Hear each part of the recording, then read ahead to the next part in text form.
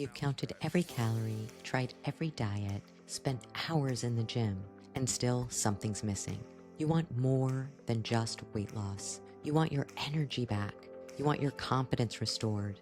You want a way of living that doesn't feel like punishment. Welcome to Master Your Metabolism, where we cut through the noise, ditch the fads, and give you a real plan to become the healthiest, strongest version of you. Hosted by our team of expert coaches with proven strategies, science-based tips, and real-life encouragement, not just to help you lose fat, but actually create that lifestyle that you love. You've tried everything. Now, let's try what actually works. This is your turning point. Let's go.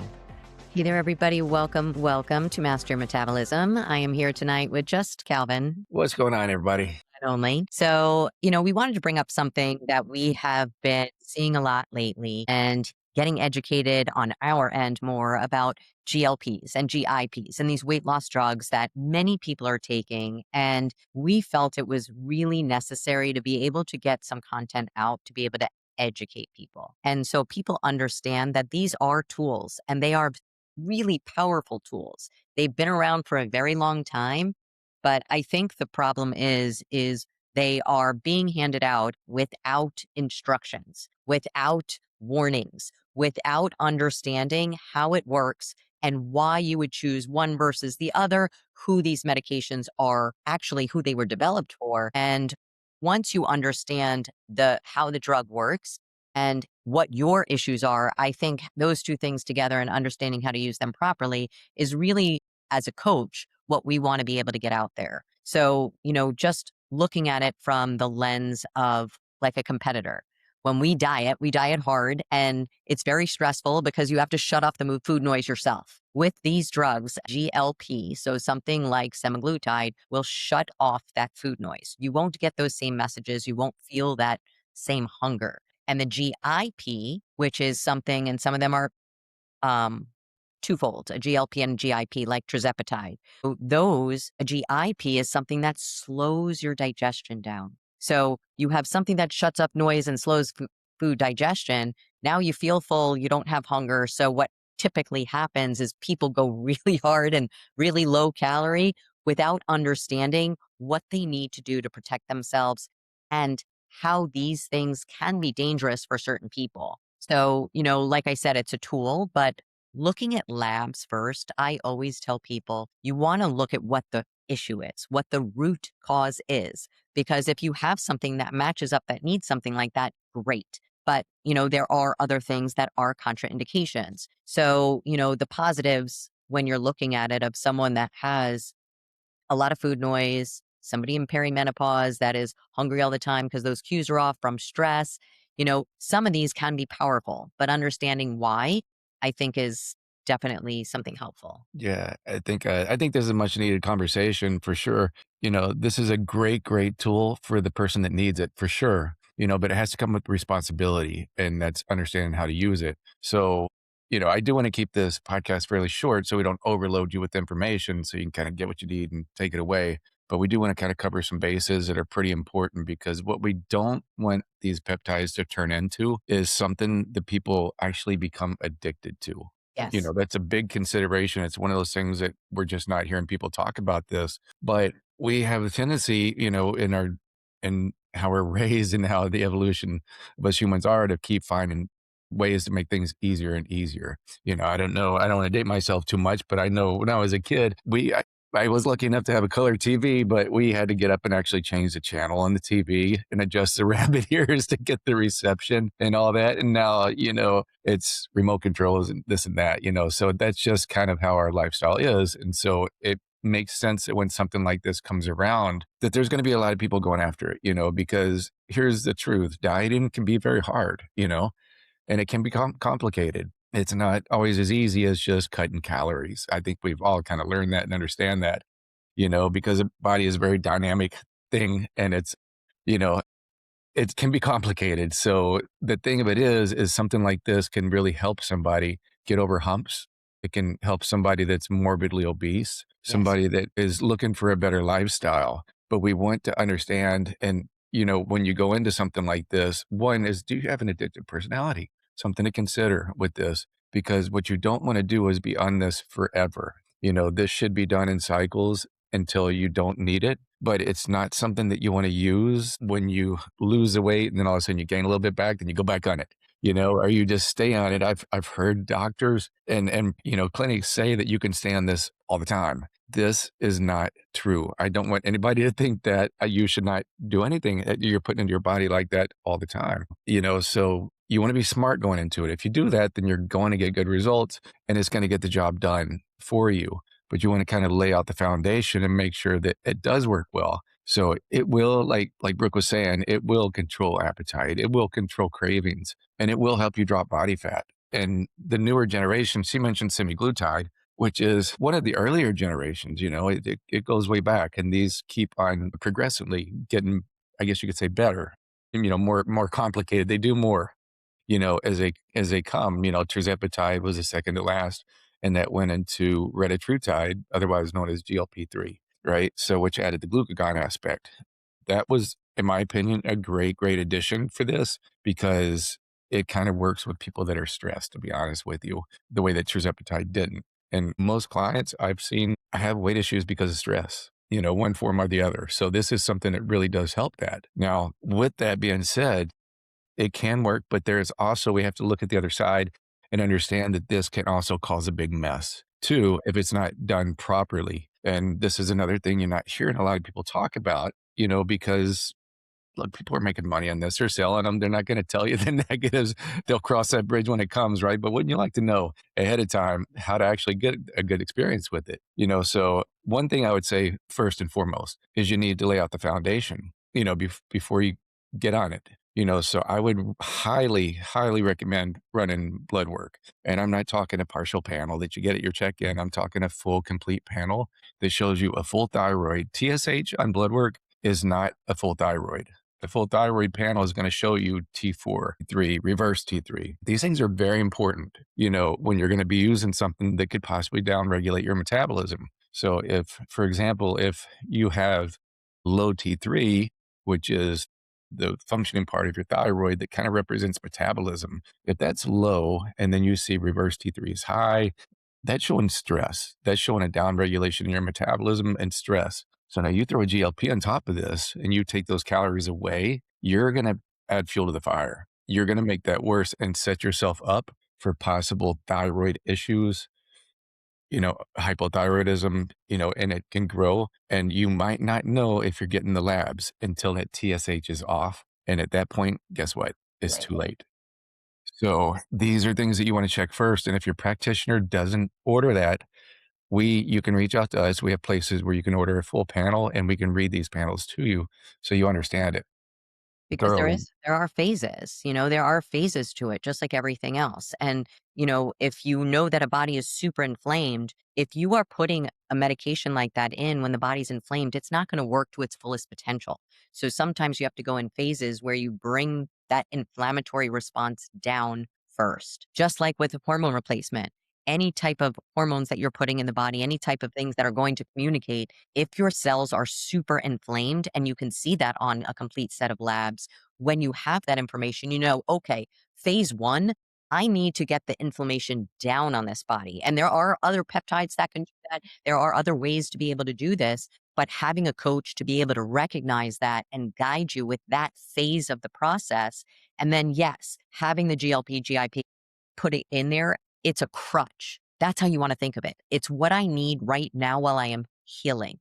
While I'm healing my relationship with food, while I am healing my health, that is what is there to help me along so that during this process, I have the help that I need so I can be successful. So when I get to the end, and again, we can get into the foundations like your nutrition and what that needs to look like, weight training, having sodium, potassium, magnesium, and certain nutrients. Because when you don't give the body food and there is less calories, you want to think of it like a car, right? If you don't give your body enough gas, you are not, it's going to find fuel somewhere. So that's where you're seeing all these episodes of people with bone loss, people with losing their hair, things going on. That is because the body is now in survival mode. So if you learn how to fuel the body, what foundations need to be in place to be able to protect your systems and how to eat properly while you're on the drug, then you can have great results. And then at the bottom,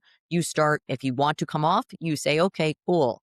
Let me have a coach that can guide me. So as I start bringing my calories up, I bring the drug down, bring my calories up, bring the drug down. Because I've seen a lot of people also that'll just say, well, I can't afford it anymore. So I'm just going to stop. And that's going to be really hard. And you're going to see some results. It's kind of like when you see these people that are competitors that they get out of the show and they just go bananas. And you see these horror stories that they gain 25 pounds in like a week.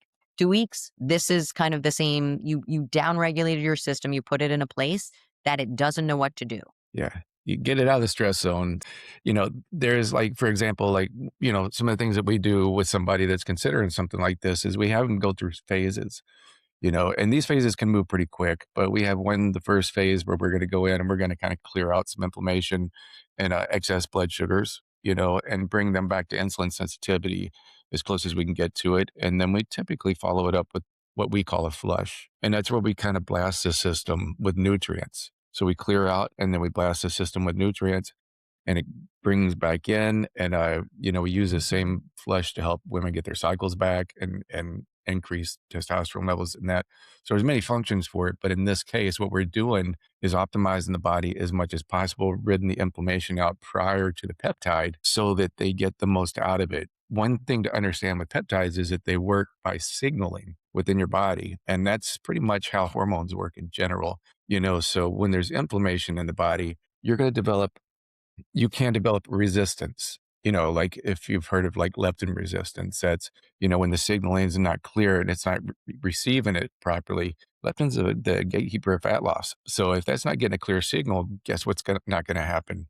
You could be doing cardio, pulling the calories down, doing all the things, but you're not dropping. And it's not that you're necessarily doing anything wrong. You just have an inflamed body that's stressed out and inflamed for whatever reason. And if that doesn't get cleared up, this is going to be an ongoing issue for you. So we cover the bases prior to the peptide as much as we can do naturally through food. And then the next step, depending on the person, circles back around to the labs, depending on what we see on the labs, is it depends what the next approach is going to be. Sometimes you need to go in and clean things up. If there's a gut issue, if there's SIBO, H. pylori, any of these things going on, if you're not going to the bathroom every day, that's something that needs to be addressed before you go on this. Is there a gallbladder issue?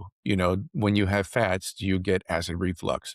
Are you having digestive issues from that? That's something that needs to be considered before you go on a GLP because that can and will slow digestion down to a certain degree, which will amplify all these things and make them worse. So even if you do lose weight, what happens is you're shifting the problem and you're moving things around. It's kind of like going in a dirty room and just instead of cleaning the room and cleaning it out, you're just kind of pushing everything to the one side, but the mess is still there. You just moved it, so, and which those things in turn, when you're done, is going to circle back around and cause you to not only bring the weight back, but have pretty serious issues. So, we want to address that. And some things, once you do that process, like we do with the reset, the insulin reset and the flush, you have a nice canvas to work on now. So now your body takes to peptides well. So you might need something to clean up the mitochondria first. And that's something too that a lot of people don't address prior to it, and that helps. So it helps the other things work well. So there are things you can couple up with it, but I prefer to run one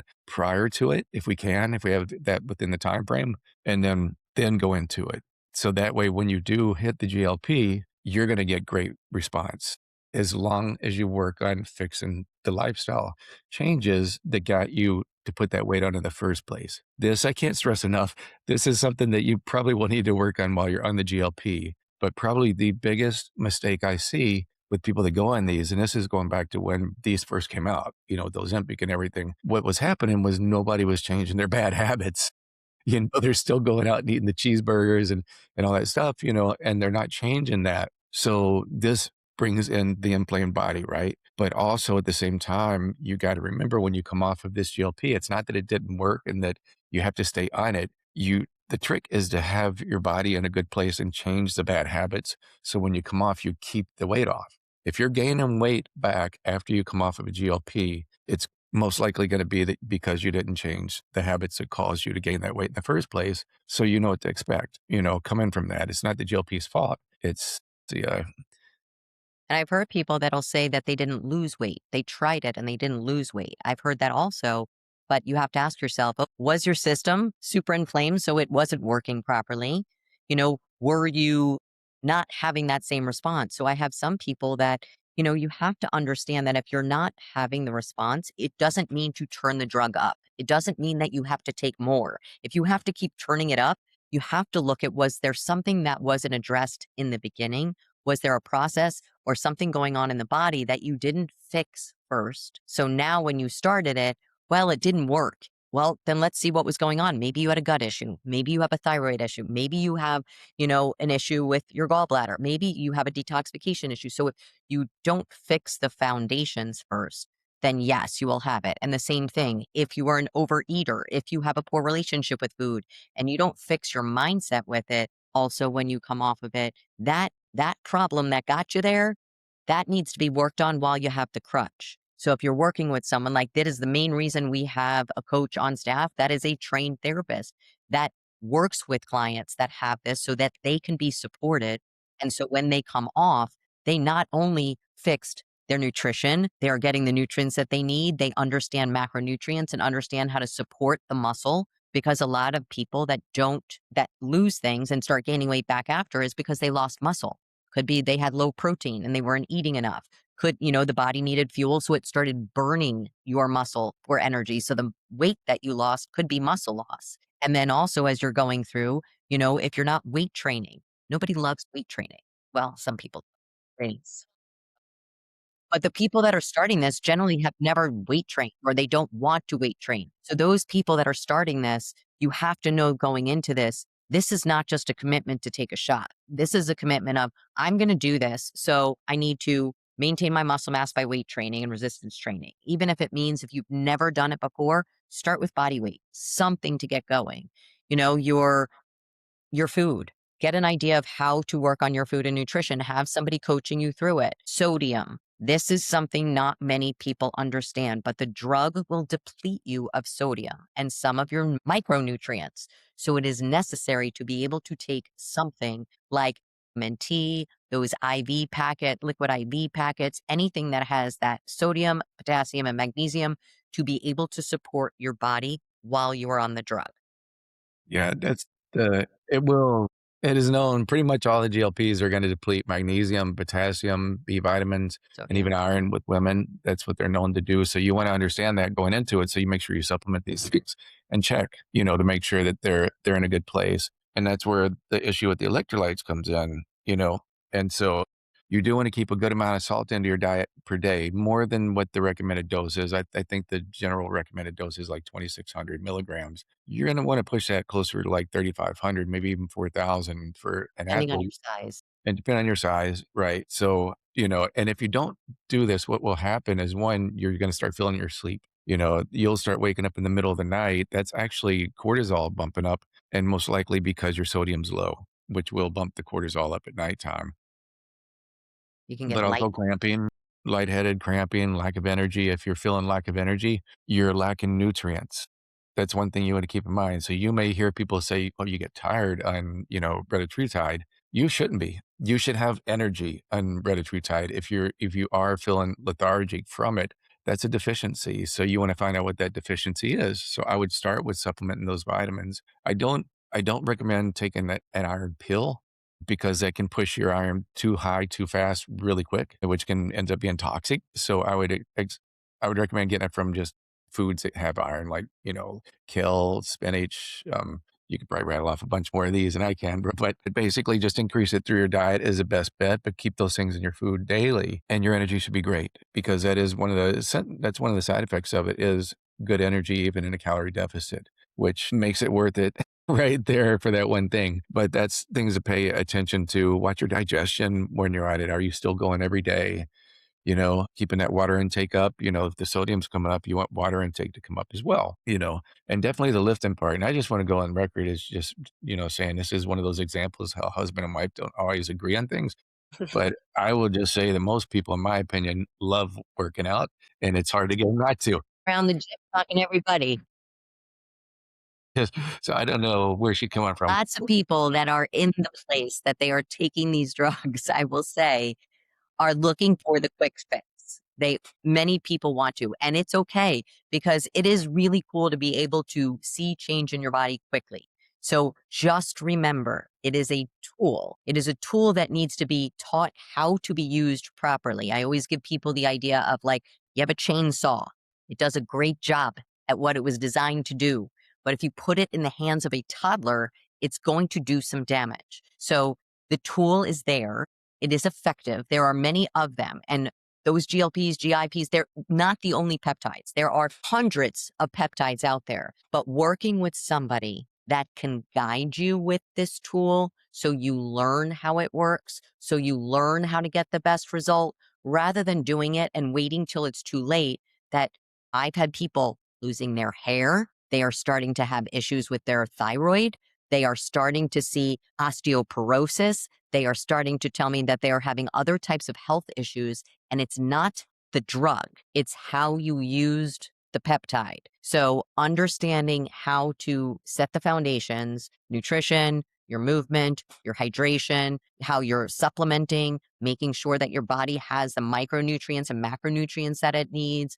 Again, doing all the things, working on your mindset, understanding and what your goal is, and using this and understanding I am using this and I need to learn the right way to do it so that way I can be healthy.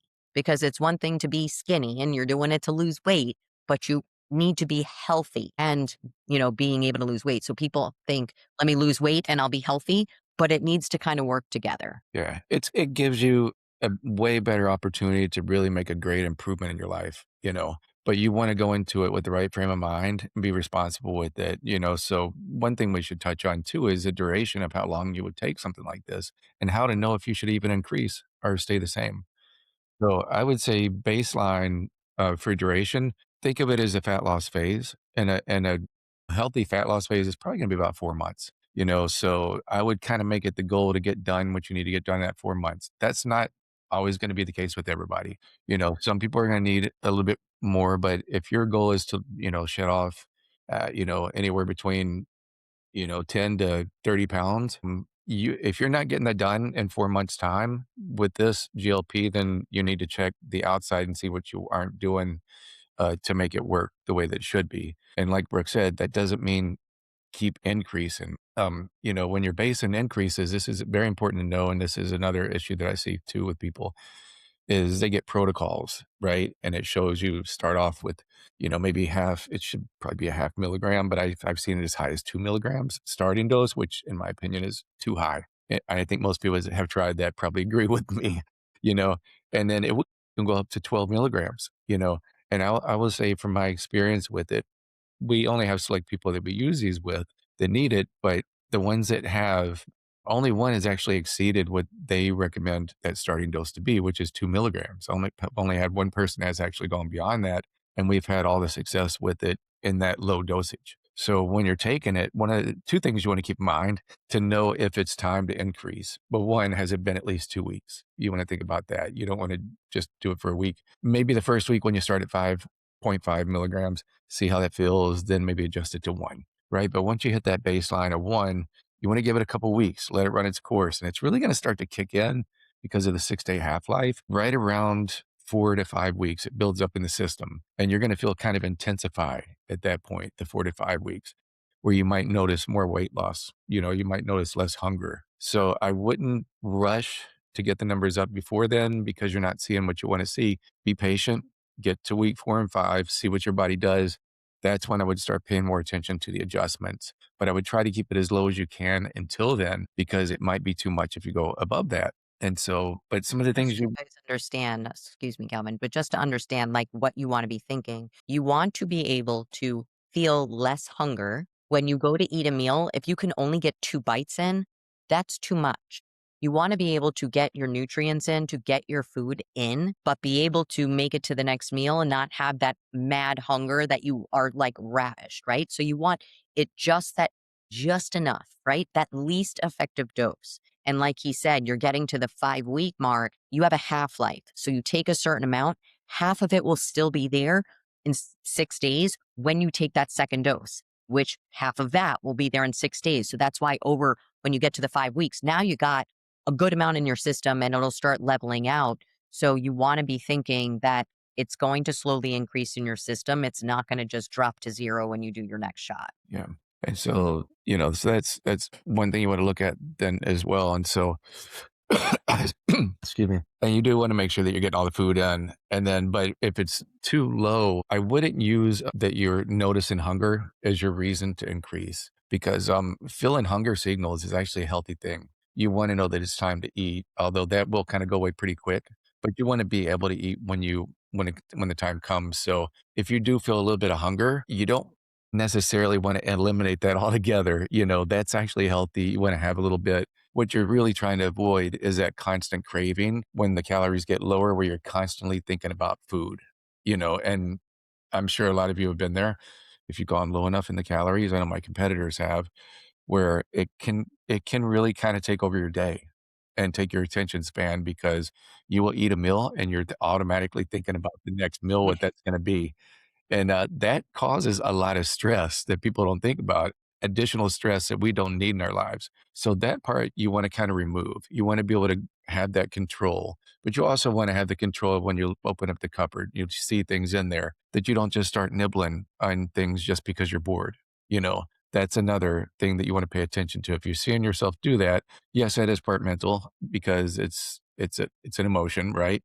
But at the same time, that emotion starts to fade away when you have the dosage right. And also when you're going out to eat, I don't know if you're like me, but when I smell buffalo wings, I turn rabid. I'm ready to just eat just about anything. But that should start to go away where you have more control. So think about that for a second. If you just had that control, of with food, would you be successful with that alone? That's how you want to gauge this, right? So it's not that you keep increasing the dose, even, not paying attention to the signals. If you have food under control and you're still at a low dose, you're doing great. You're doing great. Until that goes away, because maybe calories had to come down a little bit more, that's your green light to do it if you start to notice that you don't have that same control of these things. Now, if you stay on that, one, you're going to spend less money because you're not using these high dosages. You're going to avoid a lot of that slow digestion issues, possible gut issues that can happen in high doses. You'll see pretty much anytime that you hear something negative about a GLP, it's basically abuse. It's when people go too high, more than what they should have done, or they didn't fix the things ahead of time. They went into a GLP when they already didn't even have an appetite. That was a gut issue that didn't get fixed. They went into it. Now they have zero appetite. Now they're eating 300 calories a day and creating a plethora of issues, right? Or people that have been under eating for so many years and dieting for so many years, and they're taking this type of drug to lose weight, but they don't understand what this does is to shut off the noise. But if you're already someone who is only eating 300 calories a day, which I did have someone that was doing that, this drug is not going to, if it does, you're going to lose muscle, you're losing bone, you're like, that's what you're losing. So sometimes it's not that, like Calvin said, if you look at the whole picture, before you start the drug and where's the problem? Maybe your body needed a little recovery phase. Maybe your body needed to slowly bring up calories and you can actually lose weight. So understanding the mechanism of how this drug works and what the problem is. Like everything else, there is a tool for every job. And you want to make sure you're choosing the right tool. And many of us, a lot of people that come to me also don't realize you naturally produce these hormones, these GLPs, GIPs, you naturally produce them. The problem is that when people eat processed foods, your body's not digesting, so it's not sending that signal to the brain. That's why you're still hungry, hungry, hungry. Or they're not taking foods with fiber. Fiber will, the same thing, will start making you feel full, will start sending those signals. So you can do things like this to balance your blood sugar naturally. You can use things naturally to be able to mimic the same things. But if you need something to be able to help you, that is going to be a longer signal, stays in the body longer. That's what these drugs do. It is a similar signal, but it extends and it stays longer in your system so you can have that same effect for a longer period of time as a crutch. Yeah, and another thing to consider too, if, I know a lot of people just like fats, and there's nothing wrong with that. The one thing that I would say with this that you need to be warned about is it does not do greasy fats well. So if your fats are the majority of greasy fats, what they should not be, greasy fats, the majority, you should be the majority healthy fats. Karma's gonna get you on that one because Try and when go you heavier. So you're Yeah. burgered. You will most likely start feeling nausea and have issues from greasy fats, and you'll notice it right away, and this could lead to throwing up and all kinds of, you know, uncomfort, so this is another thing that I would warn you about. You can go high fats on it. Yes, you can go high fats, but those should be healthy fats. Healthy fats, I've yet to see anyone have an issue with that. That would be like avocado, olive oil, fish oil, yummy, Salmon. fish oil. Salmon, and flaxseed, chia seed, those things, you can put those in. You can still have a little bit of the omega-6s, animal fat, but I would not lean towards fatty meats. I would avoid those. Try to stay with lean meats as much as possible. If you do this, you'll feel much, much better and have better progress. One of the things you want to think about with the GLP is it slows that digestion down. So does a fat. So a fat comes in, and this is why keto works for a lot of people because it takes 4 hours to break that food down and keeps you full. Right? So when you have something already, a mechanism in your body slowing that digestion down, then you throw those greasy fats in there on top of it. What you're going to start to get is fermentation in your gut. It's And gonna smell really good. you're Really going to good get, if up or you, coming out I- the other end. yes, if you have been on a GLP and you have burps that smell like uh, Not unholy, nice. um, this is what's happening. It's fermenting in your gut. So this is something you need to address because this can lead to issues, like H. pylori, and bad bacteria buildup in your intestines. So you do want to pay attention to those things, but it's a good fair warning for you when you go into that. And then also going back to the duration of the time to use this, when you go into the cutting phase, what you do is you titrate up as you come down if needed, right? So as you're cutting, you titrate up to manage the calorie deficit, make sure that you stay in point, making sure you can hit your macros, but at the same time, you have control of it, right? So then when you hit the bottom of your fat loss phase and you're ready to reverse back out, I recommend that you keep this GLP in, start the same way you came down, the same way you come back up, you start to titrate it back and reduce as the calories come up because you're going to have a hard time getting that food in if you try to maintain that same amount. So what you're doing essentially is weaning yourself off as you're increasing the calories. And if you follow this process, you will not gain fat back. You'll actually most likely continue to burn body fat in that reverse all the way up. So now when you get up to your estimated maintenance calories for a 5'4" female, that would probably be about 2,000 calories. So when you get up to that 2,000 calories, you're at a good place where you can actually pull off the GLP now. So but I would not recommend pulling off of it until you get back up to those calories. One, it's going to help you maintain the weight. And on two, because when you come off, that hunger is going to come back. So if your calories are low still and your body hasn't started adapting to the higher calories and starting to regulate, you're going to be in a place where you could gain a lot of weight back, so that's how you avoid that is you titrate down as you come up so that you can still get the food in and then you come off. Now, I will say too, when we were talking about labs a little bit, that certain GLPs, like retatrutide, for example, it will go in and it will in a healthy body. Like I said, this is why it's important to make sure your body's in a good place going into it. When it's ready, it will improve your blood sugar levels, your A1C, your insulin, all those things. It's going to improve your cholesterol. It's going to improve your liver enzymes. It's going to improve your blood pressure because you have the insulin resistance. You pull it out. So it will do these things. But again, you don't want to just depend on this to do that. You still want to put the work in to get the other areas, cover all the bases so that it does happen efficiently. And that could require bringing in a second peptide to help you get the job done on that. There's some great ones for that. They do different things. But again, that circles back around to kind of knowing what the issues are going into it so you know what to work on to fix that. If you do these things, I can guarantee you, whoever this is listening, if you follow these simple things, you're going to see a body that you haven't seen in probably decades when you Yep, come out of this. And your yep. energy is going to be back and you're going to feel really good. And then you're going to send us letters and messages saying, Say thank you thank so you. much. You guys are the best and stuff. And just so you guys understand too, I know Calvin had mentioned like the 4 month, but again, if you have someone that needs to lose like more weight, more than 50 pounds, like it may take a few of those processes of going into a cut, coming out and doing a recovery phase, Yeah, so yeah, it may take more, right? It may take more of those cycles that you go yeah. into a cut, come out of a reverse, go back into a cut, go back into a reverse. And if you have somebody there to guide you and show you the process, that's how you have those sustainable results. And while you're doing this, you are working with somebody that can, again, coach you with mindset, coach you with nutrition, coach you with your training. So that way you learn how to keep that healthy body.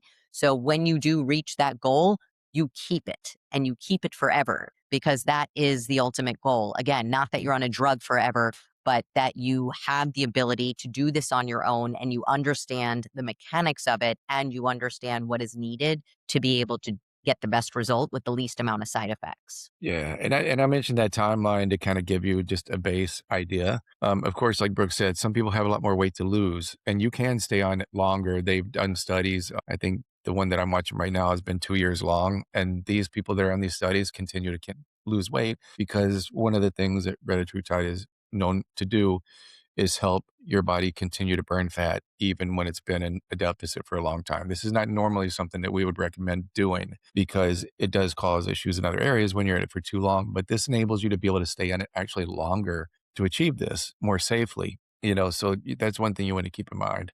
But you can still check labs. I would recommend every 6 months when you're using a GLP or anything. I would recommend every 6 months in general, anyway, if you're trying to fix your body, for your own records. But this is pretty important to kind of have a baseline understanding of how long you should be on it for and the things to watch out for when you're on there. Yep. All right, everybody. So I hope you guys got some value out of this. If you did, we would appreciate it if you would give us a review and definitely follow us and check out the next episode. So thank you again, everybody, for joining us. And until next time, we'll see you guys later. Right. Bye-bye. Thanks for tuning in to Master Your Metabolism. If you found value in today's episode, it would mean the world to us if you'd hit subscribe and share this episode with someone who could use a little guidance in their health journey. Ready to take the next step? Head over to www.mastersfitnesscoaching.com and you can book a free call right from the site so we can chat about your goals and how we can help support you. Don't forget to join our Facebook group where we're sharing coaching tips, support, and tricks to help keep you on track and continue making progress. You don't have to do this alone. We're here to walk with you every step of the way. Until next time, stay consistent, stay kind to yourself, and keep mastering your metabolism. Let's do this together.